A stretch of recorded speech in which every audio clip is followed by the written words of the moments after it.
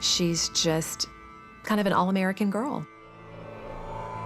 I was shocked beyond belief. It's not that it's so easy to remember, it's just that it's so hard to forget. Was there some double life? Was she involved in something no one knew about?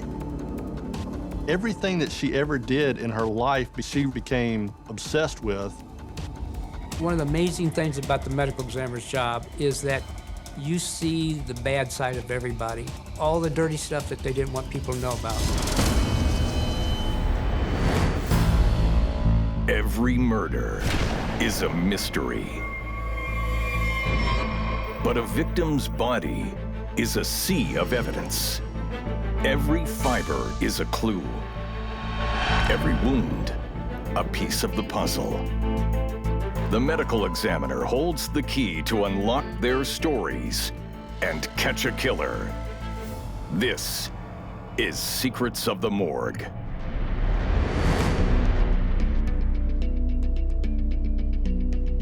Mobile is a wonderful city. If you had to describe it in one word, friendly would be a very applicable description. The University of South Alabama is academically very tough school to go to.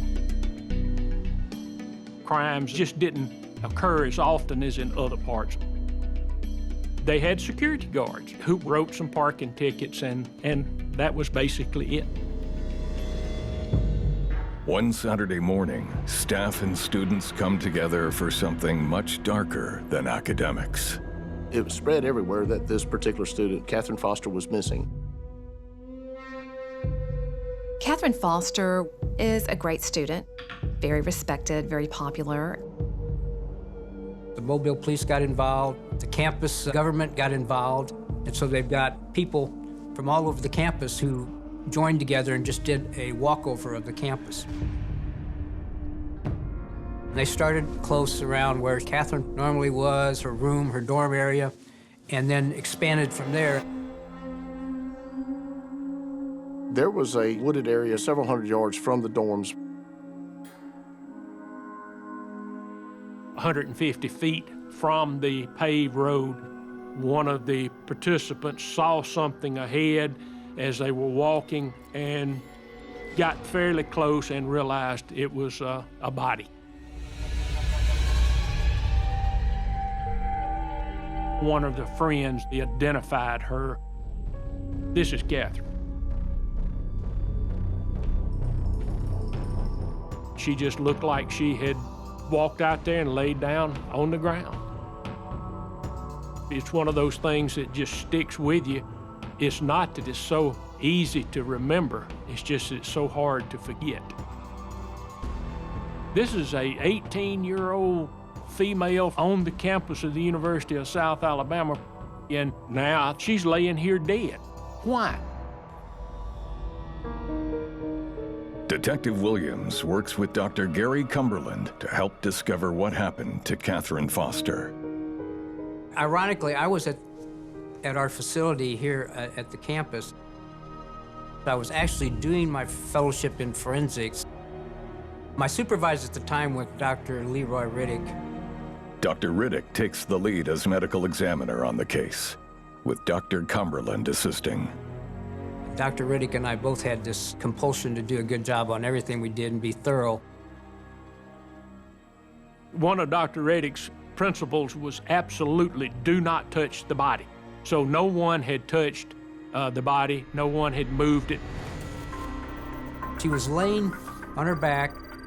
Immediately, it was obvious that she had had 2 gunshot wounds to her head.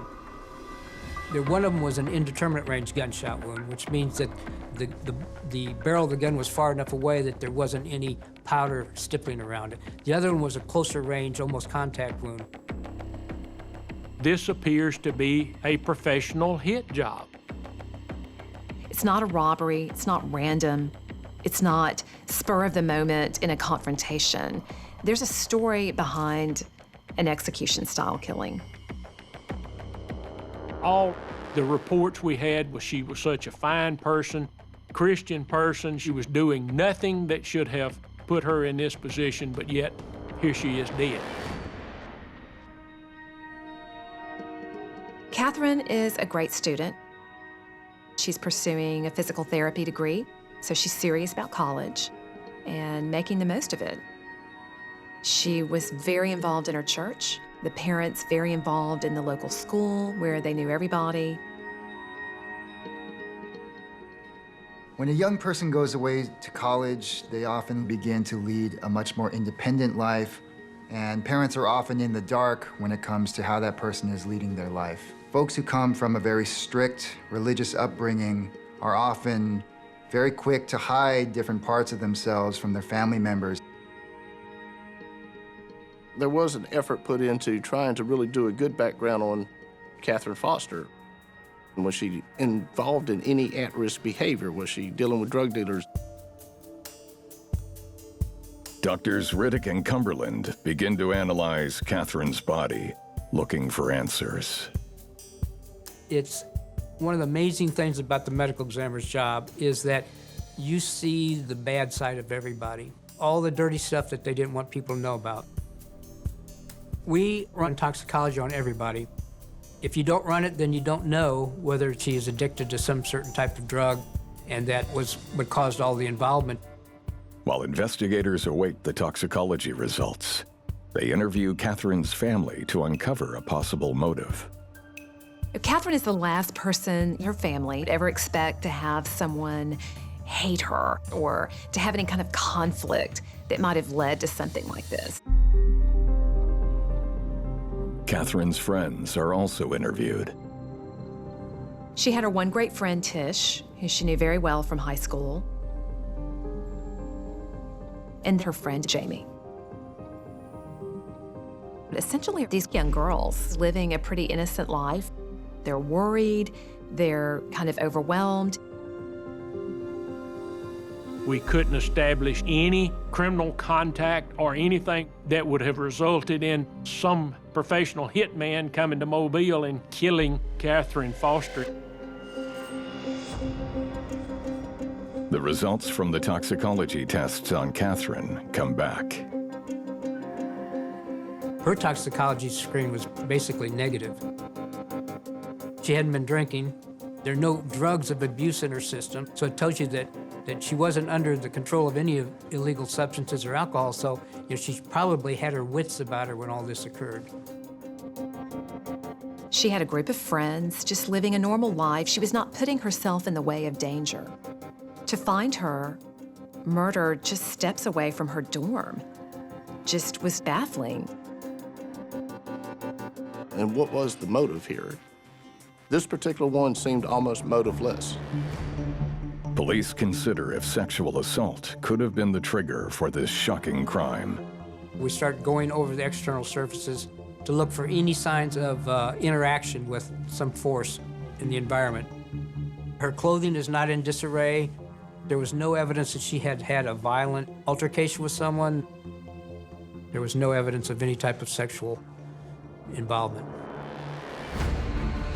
A model student and perfect daughter vanishes and is then discovered executed. For the detectives, nothing makes sense. One of the most confusing, one of the most frustrating things about it was to try to figure a motive. But this young lady's life was taken from her in a very brutal way. Somebody should pay for taking Katherine's life.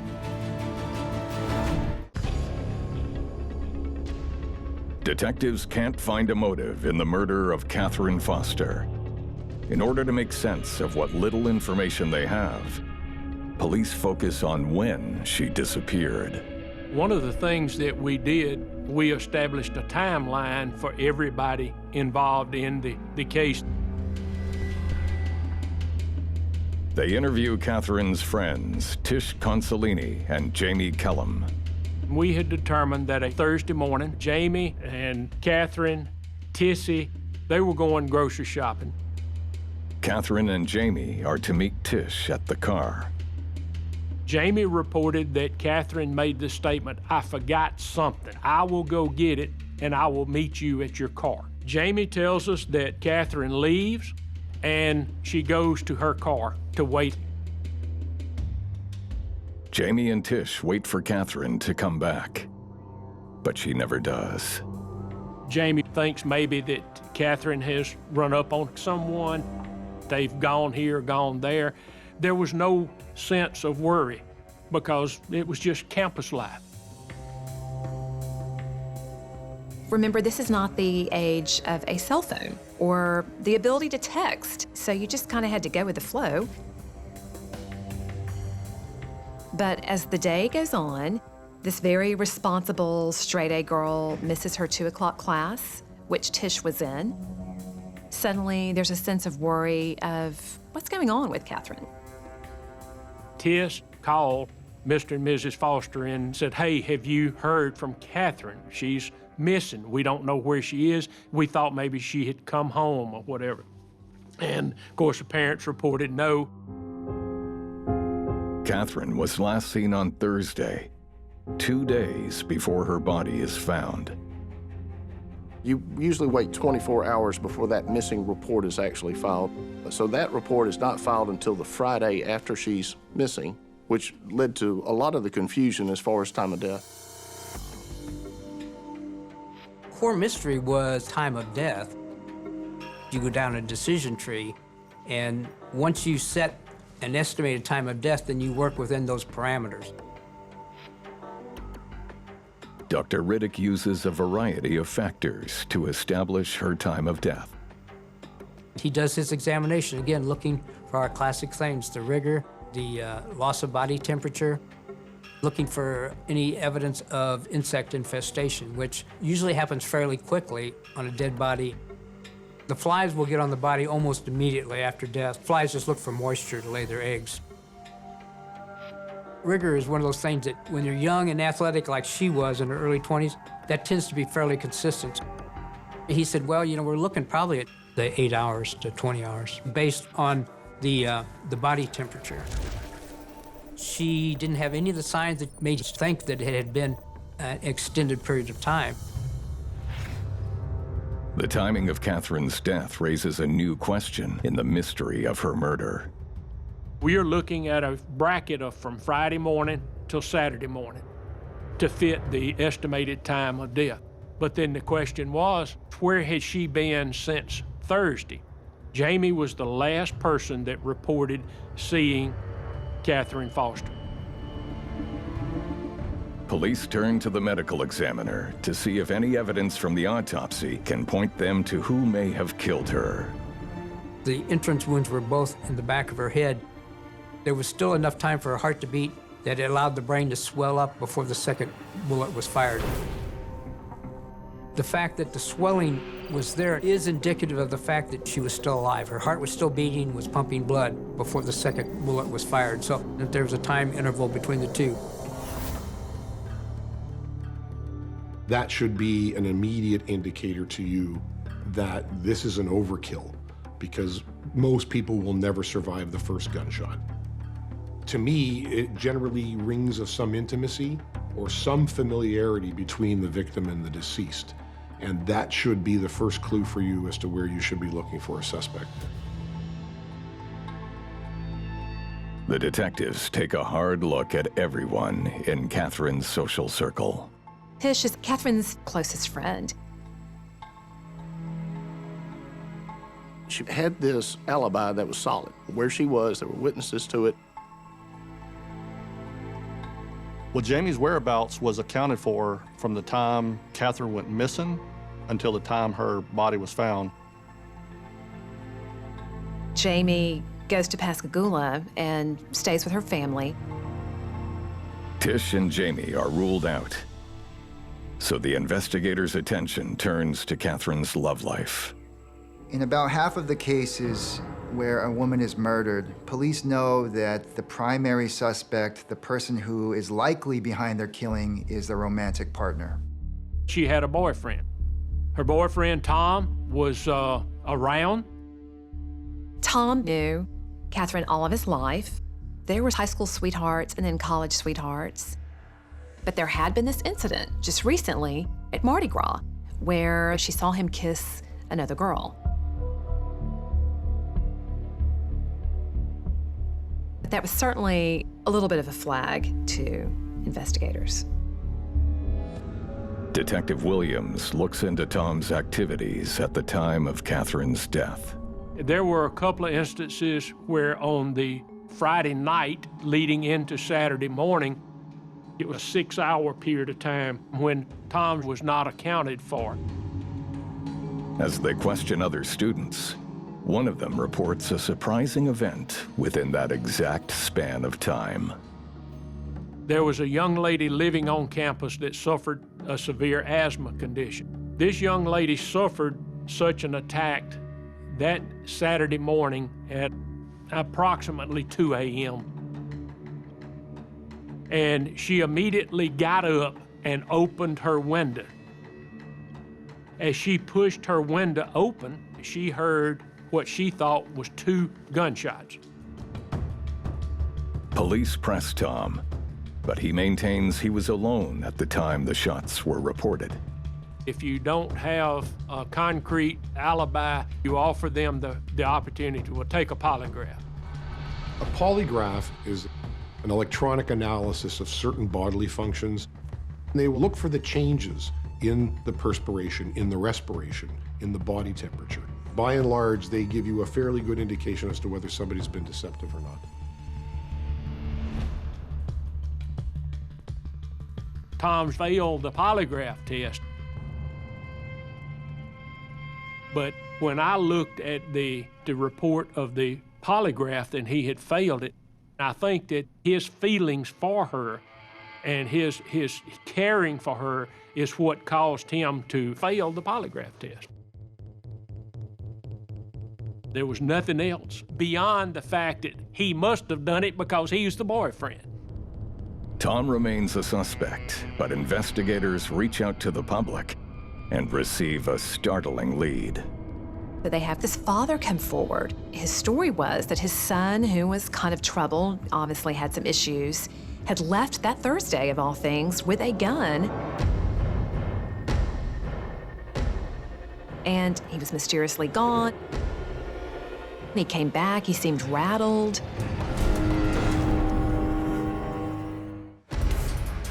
Investigators have a suspect in Katherine Foster's murder. A young man identified by his father for behaving strangely and carrying a .22 caliber handgun. The gun seemed to fit the description of whatever gun had killed Katherine. If there are bullets retained in the body, that's incredibly good evidence. You can relate it back to the gun that actually caused it, to the exclusion of every gun in the universe. The bullet that was retrieved from her, it was with a .22 caliber bullet. We thought we were home free. We had our man. Each gun has its own set of lands and grooves that twist the bullet as it's coming down the barrel.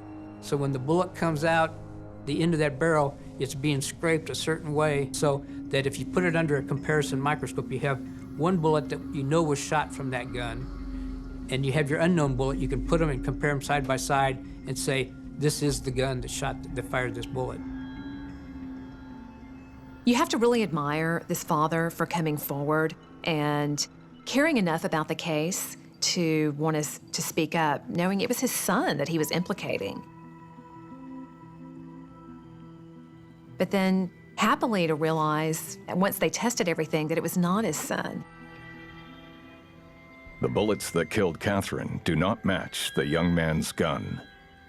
Not being able to reach a firm belief and being able to prove what had happened was so frustrating and disappointing. We certainly had not given up. With no clear suspects, investigators consider the campus location itself. We began to look at who has access to the dorms, students, who could move about the campus pretty much unnoticed. And so they began looking at employees of the campus. They find one with a highly suspicious past. This particular maintenance man was a National Guardsman. In 1979, this particular suspect tried to abduct a medical student, and when the medical student tried to escape, shot her with an M16. He became such a suspect here in Katherine Foster's homicide. How was he later hired at a college campus as a maintenance man? That was baffling, but it also tells you about the innocence of Mobile at that time.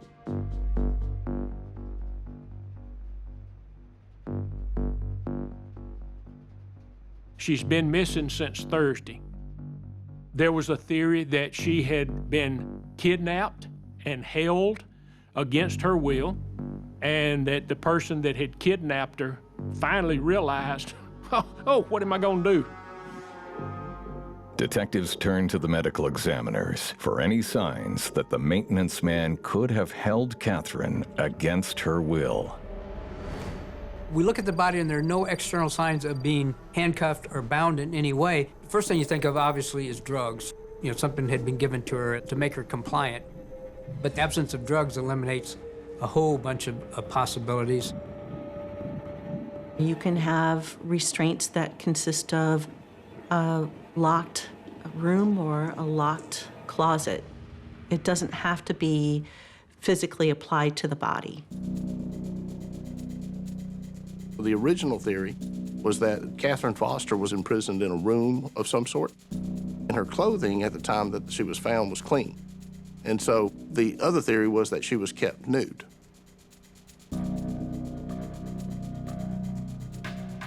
The reason for the abduction or the attempted abduction of the medical student was sexual assault. The problem I saw with the original suspect on that was there was no sexual assault with Katherine Foster. We also checked employment record and people that had seen the maintenance worker. He was accounted for most of the hours from Thursday till early Saturday morning. So he had an alibi for that period of time. That kind of took him out of the picture. It was just another one of those leads that withered on the vine and didn't produce anything. Despite the best efforts of the homicide unit, Katherine's case goes cold. The hundreds and probably thousands of people that were interviewed, the thousands of miles traveled, the thousands of hours spent investigating it. And regardless of what road we went down, then it ended up being a dead end. If you are a human being with any feelings at all, you want to solve that case. 3 years later, a mysterious fatality gives detectives a break. We received a call of unattended death a mile or so from the campus.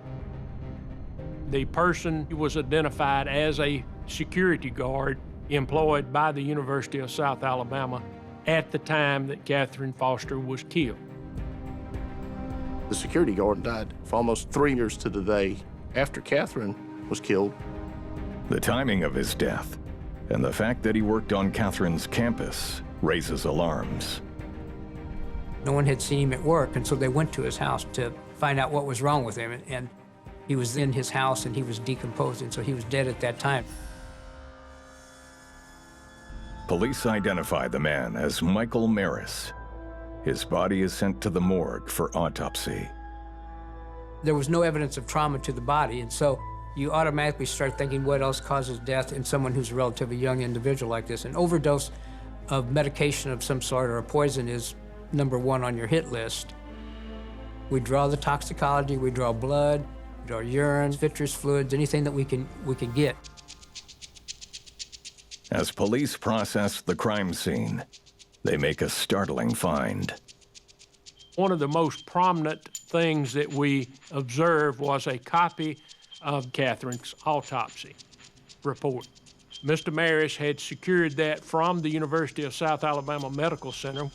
And in the margins were handwritten notes, apparently made by Mr. Maris, comments about what that said. Killers who are obsessed with their own work are often narcissists.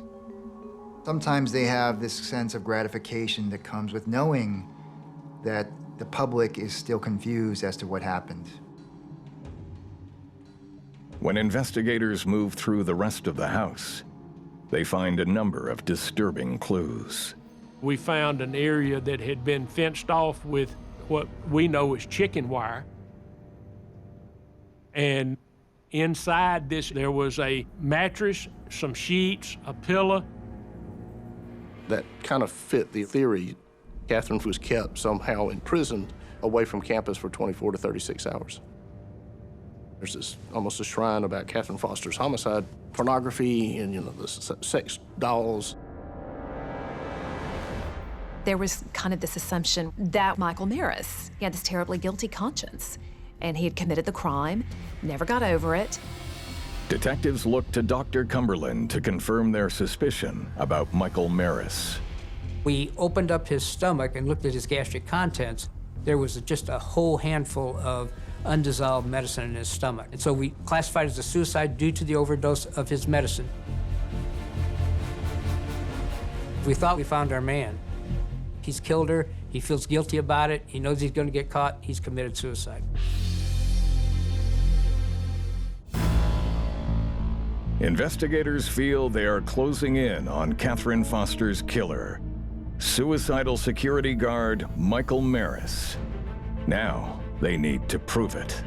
He was uniformed, he was armed, he could possibly have had access to a security guard car. He could have exploited his position to affect the capture or the taking of Katherine. The question was, where was she and where was he in the ensuing hours that led up to 2 a.m. on Saturday morning?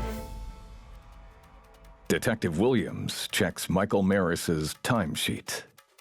Thursday night, he was on duty, showed up, worked 8 hours, got off Friday morning.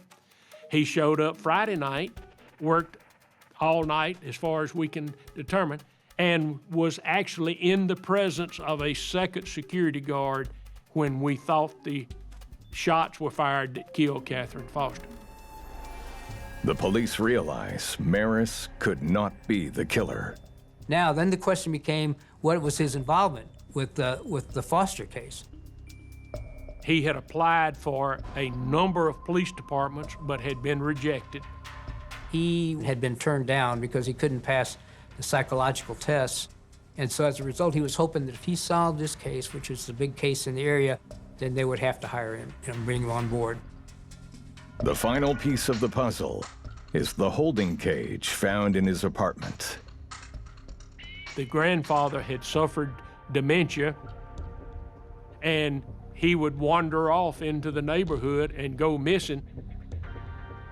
Maris had apparently used that area to seclude Granddaddy and keep Granddaddy from wandering off up the street.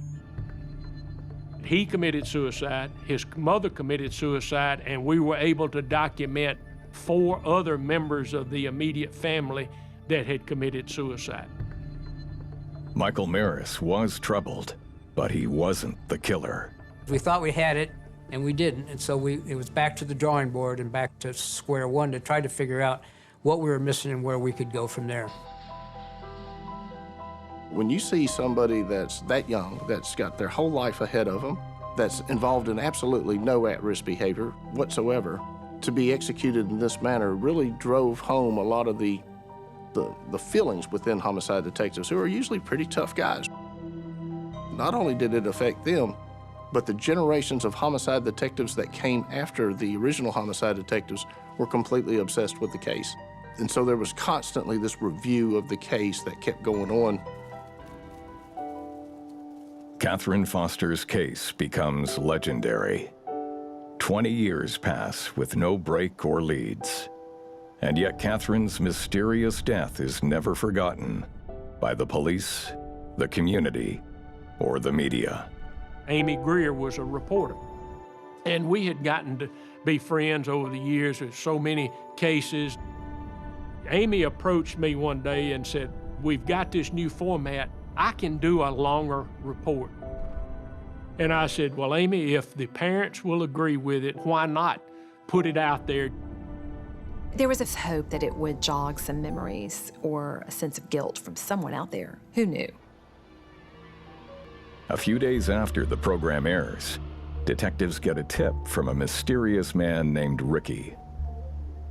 One of his employees had confessed to him that she had killed someone on the campus back in 1980. This person has met Ricky at an AA meeting and formed some type of friendship. One of the things that was interesting is that he, in fact, did not even believe her at first when she's telling him the story. So she had to convince him. She went to the local library and printed out news articles about Katherine's murder in 1980, showed him and said, "This is the girl that I killed. I'm telling you the truth."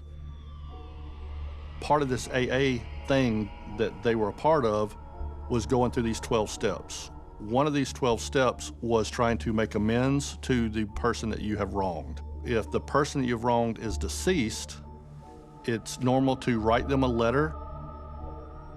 When investigators ask who the woman is, they are shocked by Ricky's reply.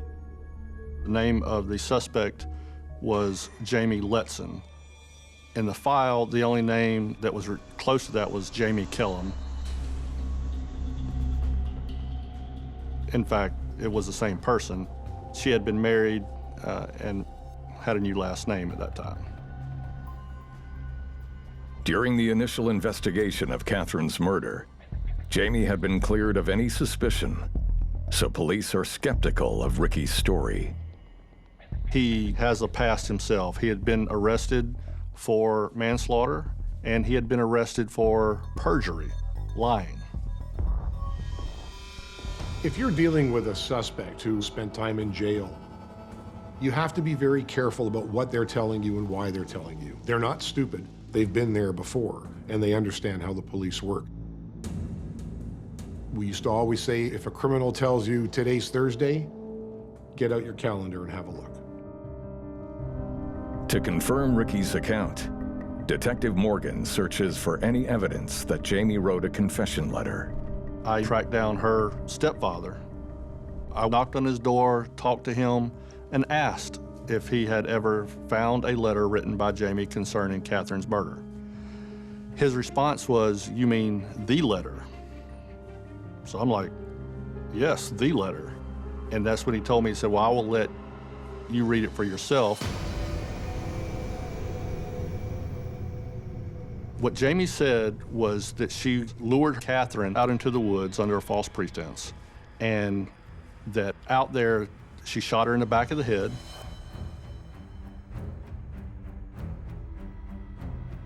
When she fell, she said that Katherine was making a noise, so she walked up to her, put the gun to her temple, and shot her at close range.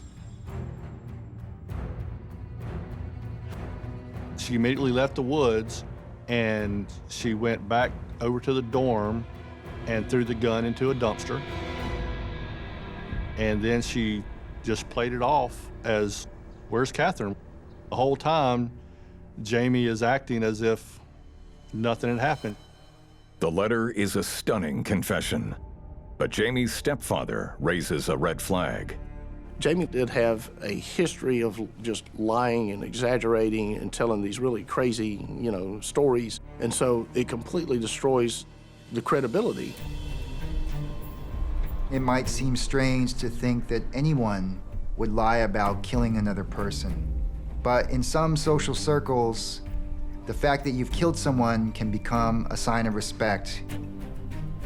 Ricky had been involved in a homicide.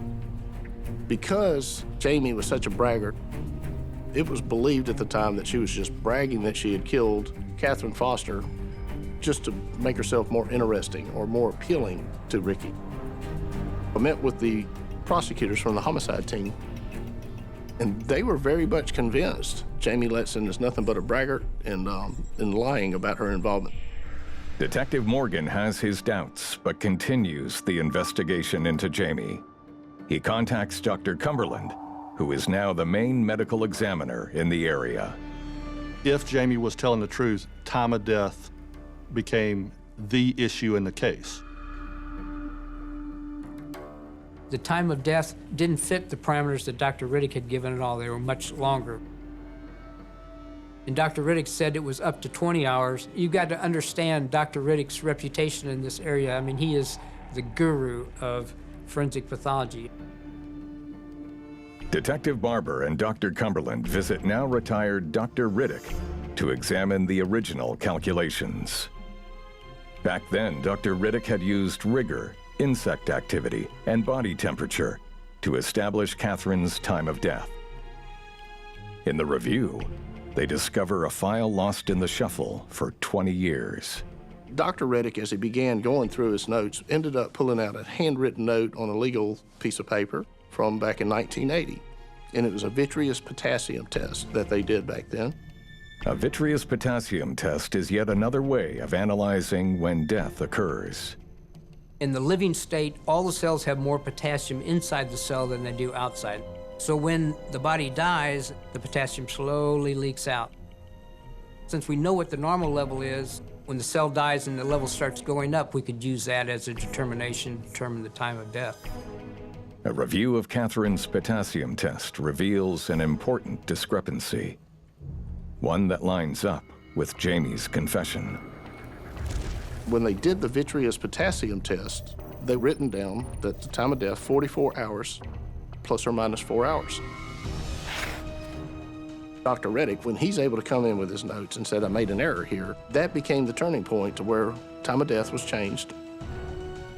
The original finding of the timing of Katherine's death is now in question. The window could be much larger. Jamie could be her killer.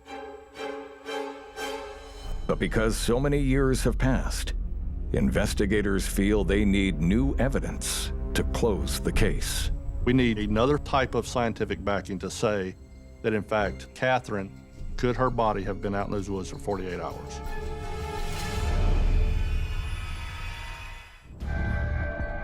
"20 years after the murder of Katherine Foster, investigators discover a discrepancy in her time of death. Now Dr. Cumberland needs to corroborate the finding so police can charge their suspect. University of Tennessee, Knoxville, they have a place they call the Body Farm. And it was perfect because here was a situation that wasn't available back in the early 80s that now they could use. They've set up an area on the outside of the city, and then officers who are trying to solve a case based on time of death, they come up to the Body Farm and they give them all the variables they have. And then they get a body that matches as closely as possible to the individual who died. The Body Farm takes a woman's body just like Katherine's and leaves it in a forested area for 48 hours. The wind was blowing. The blowflies just didn't get access to it like they normally would. And so as a result, there very few of them had laid their eggs. And that throws you off because if you're used to having cases where in 24 hours they're really going to town on it, and then you've got a body that's just got a few, it looks like they're just starting, then you think, ooh, it can't be that long. We keep track of it over time to see how fast the decomposition occurs and what it looks like over those time frames. And when they did that, it fit the 48 hours exactly. Dr. Cumberland's findings now prove that Katherine was killed 2 days before she was found. Katherine had been killed immediately from the time that she went missing, that she had been shot and killed, was actually laying in those woods the whole time. It took us going to the Body Farm and actually just physically looking at a body out in the woods to see that it was possible. But there is still one other question to be resolved from the timeline in 1980. The shots that were heard on Saturday night.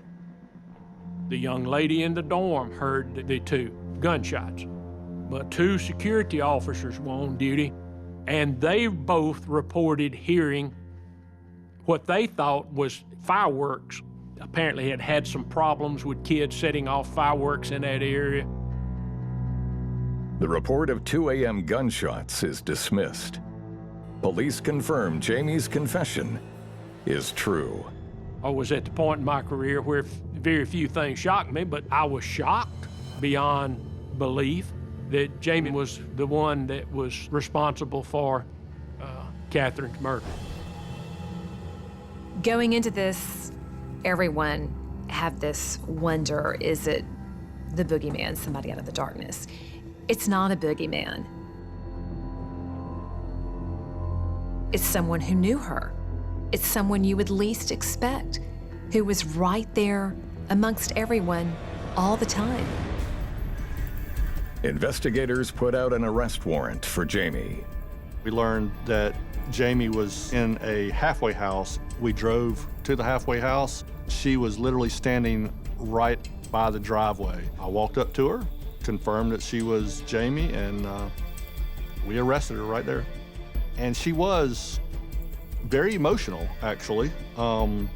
She even said to us that it was a little bit of a relief and that she wanted to talk to us. She wanted to tell us everything.